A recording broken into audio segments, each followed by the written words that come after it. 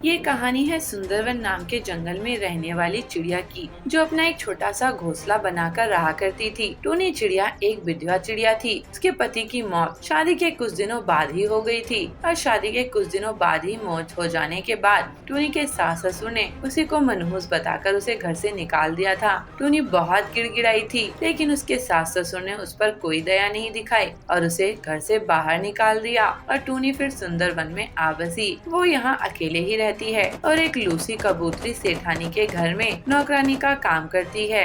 एक दिन, मालकिन, खाना मैंने बनाकर रख दिया है और घर का सारा काम भी खत्म कर दिया है। अब मैं घर जा सकती हूँ?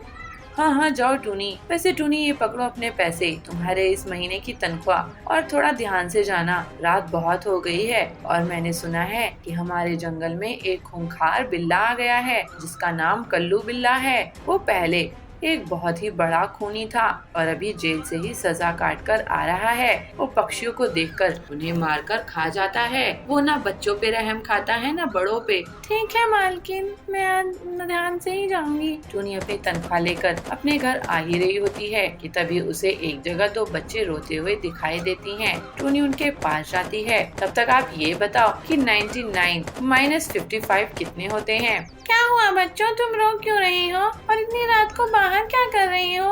आंटी, हमारी माँ की मौत हो चुकी है और हमारे शराबी बाप ने हमें घर से निकाल दिया है। अब हमें समझ नहीं आ रहा है कि हम कहाँ जाएं। अरे बच्चों, रो नहीं, तुम चलो मेरे साथ। टूनी उन दोनों बच्चों को अपने साथ ले आती है और उन दोनों की खुद ही परवरिश करती है। वो उन बच्चों का खुद के बच्चों की तरह ही ख्याल रखती है और वो उन दोनों को अपनी चोंच से दाना खिलाती थी और उनका एक प्ले स्कूल में दाखिला भी करवा देती है। बच्चों, आज तुम्हारा पहला दिन है, तुम मन लगा कर पढ़ना और मौज मस्ती कर तो ना, लेकिन शरारतें नहीं करना। और हाँ बच्चों, एक बात और, किसी भी अनजान जानवर या पक्षी से बात मत करना और वो कुछ दे तो लेना भी नहीं। ठीक है mummy, bye bye mummy. Sonu और चिंकी स्कूल के लिए निकल जाते हैं और टूनी भी अपने काम पर निकल जाती है। लेकिन वहीं रास्ते में कल्लू बिल्ला बैठा हुआ था और जब वो सोनू और चिंकी को देखता है तो उनसे कहता है, अरे वाह, मोटे मोटे बच्चे, कई दिनों की खुराक चलकर आ रही है। इन दोनों बच्चों को पकड़ लिया तो कई दिनों तक खाने की तलाश ही नहीं करनी होगी। अरे बच्चों, सुनो तो जरा, ये चॉकलेट ले लो। हाँ, प्यार लूंगी। चिंकी दौड़ती हुई उस कल्लू बिल्ले के पास चली जाती है और कल्लू बिल्ला उसे तुरंत ही अपने मुंह में भर लेता है और उसे एकदम चट कर जाता है। ये हुई ना बात, अब आएगा ना मजा। अब तू रह गया है बच्चे, आजा। सोनू उसके बहकावे में नहीं आता और वो अपने घर की ओर वापस जाने लगता है। तभी सोनू को एक कुएं के बारे में ख्याल आता है और वो उसके पास जाकर के बहुत करीब खड़ा हो जाता है। अरे रुक जा बच्चे, मुझसे बचकर तू कहाँ जाएगा? कल्लू बिल्ला जैसे ही सोनू के ऊपर छलांग मारता है, वैसे ही सोनू कबूतर वहाँ से हट जाता है और कल्लू बिल्ला सीधा जाकर कुएं में गिरता है और कुएं में पानी अधिक होने की वजह से उसी कुएं में डूबकर मर जाता है। बदलापुर एक छोटे से गांव था। यहाँ बबलू अपने ससुराल में रहता था। उसका ससुराल बहुत गरीब था। बहुत कोशिश करने के बाद भी उसे कोई काम दे नहीं रहा था। एक दिन बबलू बर्गर खा रहा था, तब उसका ससुर आकर उसे कहता है, हाँ दामाद जी, अच्छे से बर्गर खा लो, सुबह सुबह बर्गर खा लो। हम लोगों के पास चाय पीने के पैसे नहीं है, लेकिन आप ना बर्गर खा लो। क्या हुआ ससुर जी, आप इतने गुस्से में क्यों हैं? तो क्या करूं दामाद जी, घर में इतनी परेशानी है, गरीबी है, लेकिन आपको एक भी काम नहीं मिल रहा है और आप बर्गर खा रहे हो। मैं तो कह रहा हूँ आप कहीं पर मजदूरी कर लो, हम सब भी मेहनत मजदूरी कर रहे हैं। बबलू बहुत दुखी होता है। बबलू काम की तलाश में घूम रहा था। फिर वो चाय पीने के लिए एक जगह रुका। वहाँ कालू कौवा आया और बात करने लगा। क्या भाई बबलू, कैसे हो? मैं तो आज शहर जाकर बर्गर खा के आया हूँ, वहाँ बहुत अच्छा बर्गर मिलता है। अरे कालू भाई, मैं भी गांव का बर्गर खाया हूँ, लेकिन यहाँ तो सैंडविच और बर्गर में कोई फर्क ही नहीं है। लेकिन तुम बर्गर खाने के लिए इतनी दूर गए, तुम्हारे पैसे खर्च हुए होंगे। देखो भाई, मुझे तो स्वाद अच्छा मिलना चाहिए। अपने गांव के जंगल में एकदम घटिया बर्गर मिलता है। गांव के लोग बर्गर क्या होता है पता ही नहीं है इनको। उनके लिए वड़ा पाव और बर्गर एक ही तो होता है। बड़ी बड़ी दुकानें खोल लेते हैं लेकिन बर्गर पैटीज ऐसा ही फिसल जाता है। मैं ही नहीं और भी बहुत से लोग हैं शहर जाकर बर्गर खाते हैं। मैं तो कहता हूँ बबलू भाई, कोई अपने ही गांव में छोटा सा ठेले भी बर्गर का खोल ले तो वो बहुत कमाई करेगा।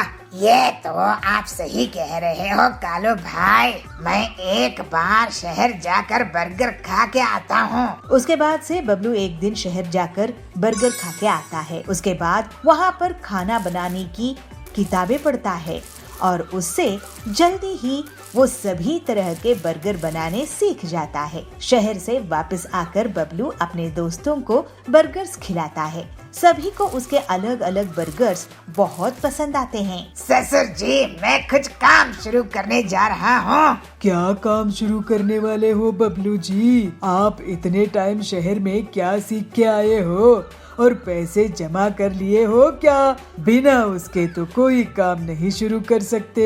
आप बस देखते जाइए ससुर जी। ठीक है, देखते हैं अब क्या कमाल करोगे।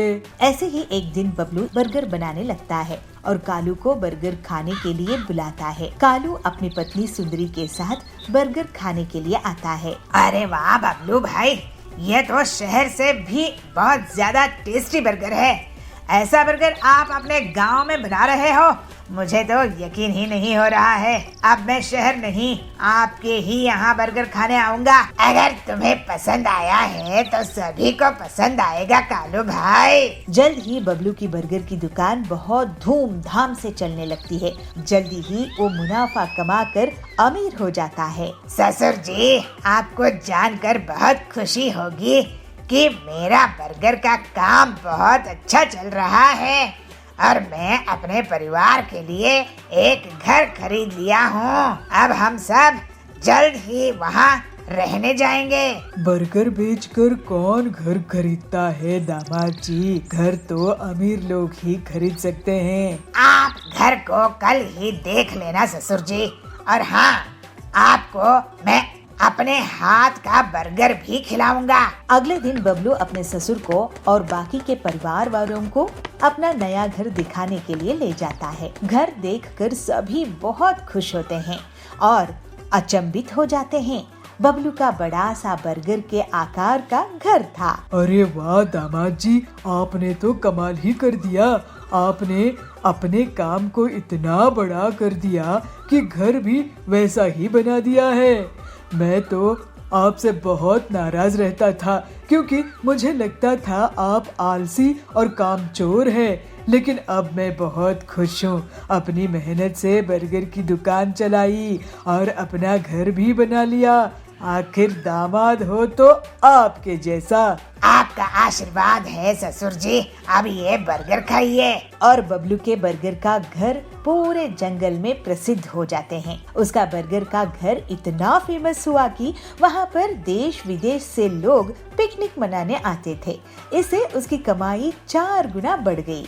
अपनी मेहनत और लगन से बबलू आगे भी स्वादिष्ट बर्गर बनाता रहा और अपने परिवार के साथ खुशी खुशी रहने लगा।